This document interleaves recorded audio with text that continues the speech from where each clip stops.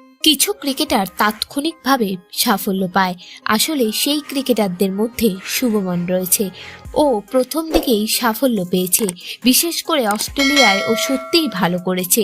পাশাপাশি হায়দ্রাবাদের পিচ কেমন হবে এই প্রশ্নের জবাব দিতে গিয়ে ভারতের প্রধান কোচ বলেছেন, শুরুতেই এটা বলা কঠিন, তবে পিচ ভালো বলেই মনে হচ্ছে।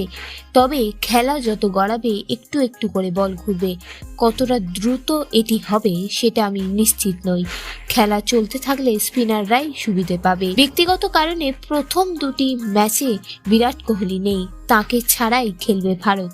বৃহস্পতিবার থেকে হায়দ্রাবাদে শুরু হতে চলা প্রথম টেস্ট কোহলির পরিবর্তে কে খেলবেন? দ্রাবিড় বলেছেন যে এটি অন্য কারো জন্য নিজেকে প্রমাণ করার বড় সুযোগ হবে।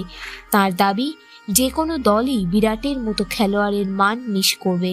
ও অসাধারণ, ওর রেকর্ডই সে কথা বলে।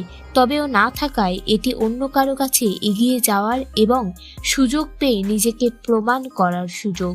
ভিডিওটি ভালো লেগে থাকলে বাংলার ক্রিকেট চ্যানেলটিকে অবশ্যই সাবস্ক্রাইব করে দিন।